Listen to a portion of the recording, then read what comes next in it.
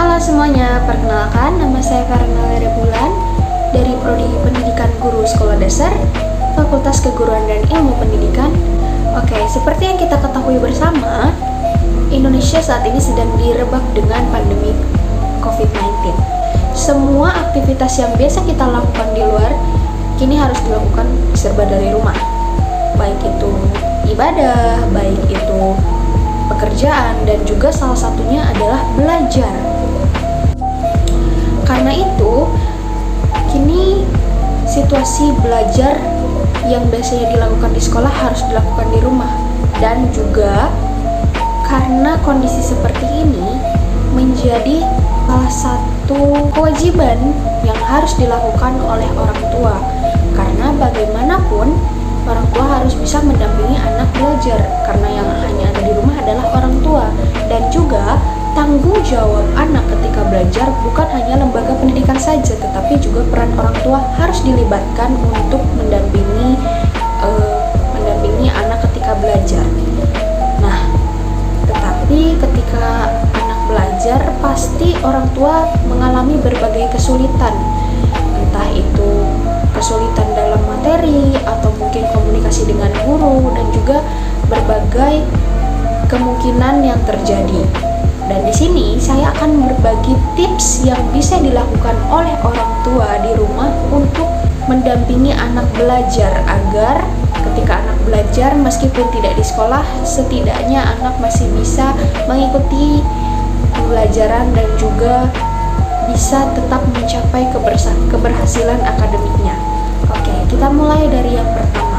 Baik, tips yang pertama adalah mengenali karakteristik anak. Bukan hanya guru saja yang mengenali karakteristik anak, tetapi juga di sini peran orang tua harus mengenali karakteristik anak. Bagaimana anak itu belajar, bagaimana anak itu mengolah materi tersebut sehingga ia dapat mengerti.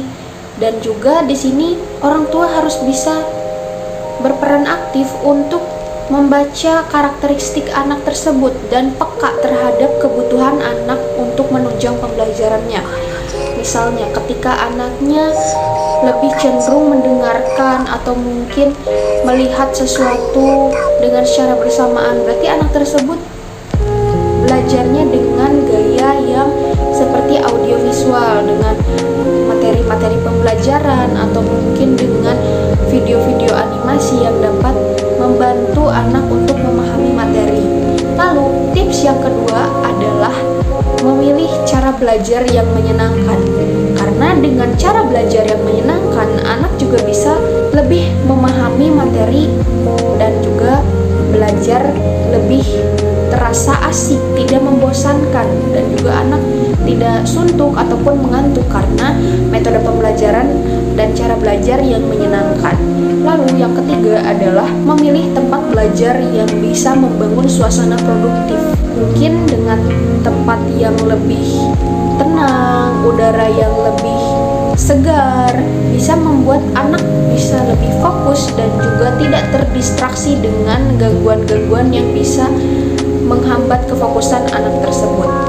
Lalu tips yang keempat adalah membuat jadwal belajar.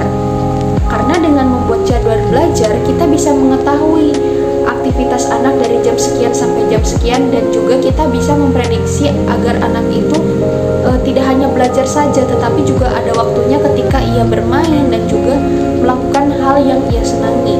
Lalu tips selanjutnya adalah membiarkan anak untuk melakukan hal yang ia senangi. Sebagai orang tua, kita harus bisa mengerti anak maunya apa, dan juga tidak boleh terlalu mengekang ataupun melarang perbuatan ataupun hal yang disukai anak. Karena ketika anak itu dikekang atau mungkin dilarang melakukan sesuatu, otaknya tidak akan bekerja, dan juga sensor ataupun motorik anak menjadi kurang aktif, kurang bebas, dan tidak bisa mengeksplor berbagai hal yang sebenarnya ia bisa eksplor.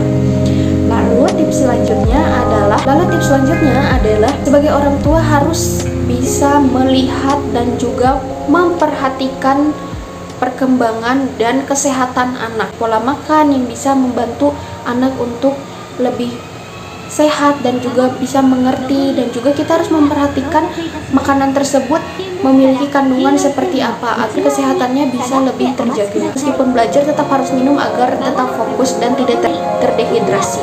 Lalu selanjutnya adalah sebagai orang tua kita harus bisa sabar, tidak boleh melontarkan kata-kata ataupun marah-marah ketika anak belajar, atau mungkin ketika anak itu tidak bisa melakukan sesuatu ataupun kebingungan atau merasa kesulitan ketika memahami pelajaran. Kita harus bisa mendampingi anak secara pelan-pelan, dan juga sabar adalah kunci agar anak juga bisa lebih mengerti tentang materi pembelajarannya yang sedang dia pelajari.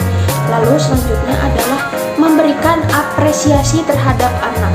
Ini mungkin terlihat sepele, tetapi ketika anak sudah melakukan belajar dan juga mendapatkan hasil yang memuaskan, kita harus bisa memberikan apresiasi, baik itu berupa hadiah atau mungkin sebuah pujian atau mungkin motivasi dorongan.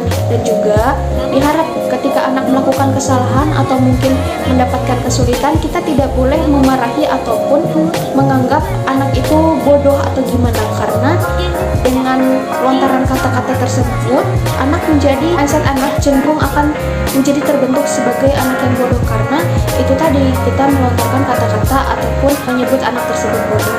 Dan selanjutnya adalah fleksibel, dan juga kita harus meluangkan waktu. Meskipun kita tahu memiliki kesibukan masing-masing, tetapi kita harus bisa memberikan waktu kita untuk anak agar anak pun merasa bahwa ia diperhatikan oleh keluarganya, oleh orang tuanya, sehingga bisa lebih fokus dan lebih asik ketika belajar. Mungkin itu beberapa tips yang dapat dilakukan oleh orang tua ketika belajar. Semoga dapat dilakukan dan juga bisa membantu orang tua untuk yang sedang kesulitan dalam mendampingi anak belajar. Terima kasih. Dadah.